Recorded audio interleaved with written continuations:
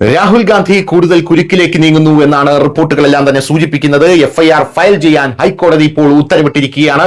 കൂടുതൽ കുരുക്കിലേക്ക് രാഹുൽ ഗാന്ധി പോവുകയാണ്. കോൺഗ്രസ് നേതാവ് രാഹുൽ ഗാന്ധി ഇരട്ട പൗരത്വ കേസിലാണ് രാഹുൽ ഗാന്ധിയുടെ പ്രശ്നങ്ങൾ വർദ്ധിച്ചിരിക്കുന്നത്. വാസ്തവത്തിൽ രണ്ട് രാജ്യങ്ങളുടെ പൗരത്വമുണ്ടെന്ന് ആരോപിക്കുന്ന ഒരു ഹർജി ഹൈക്കോടതിയിൽ ഇന്ന് വാദം കേട്ടു. അതിൽ ജസ്റ്റിസ് സുഭാഷ് വിദ്യാർത്ഥി രാഹുൽ ഗാന്ധിക്കെതിരെ എഫ്ഐആർ രജിസ്റ്റർ ചെയ്യാൻ ഉത്തരവിട്ടു. കേസ് അന്വേഷിച്ച ശേഷം നിയമ നടപടി സ്വീകരിക്കാനാണ് കോടതി ഇപ്പോൾ ഉത്തരവിട്ടിരിക്കുന്നത്. രാഹുൽ ഗാന്ധി ഇരട്ട പൗരത്വം കൈവശം വച്ചിട്ടുണ്ടെന്ന ആരോപണം അന്വേഷിക്കണമെന്ന് ഒരു ബി.ജെ.പി. പ്രവർത്തകൻ സമർപ്പിച്ച ഹർജിയിൽ ലക്നൌ ബെഞ്ച് പറയുന്നു.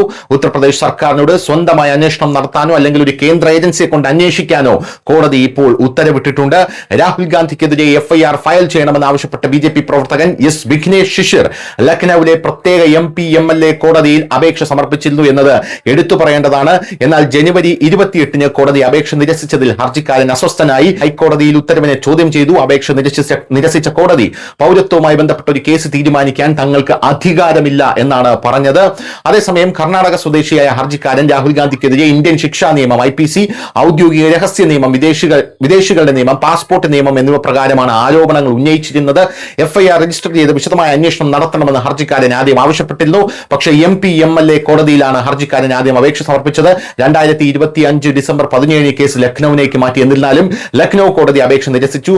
ഹർജിക്കാരൻ അപ്പോൾ ഹൈക്കോടതിയിലേക്ക് അപ്പീൽ പോവുകയാണ്. ഹൈക്കോടതിയാണ് ഇപ്പോൾ രാഹുൽ ഗാന്ധിക്കെതിരെ ഇത്തരത്തിലൊരു ഉത്തരവിട്ടിരിക്കുന്നത്. News desk, news India Malayalam.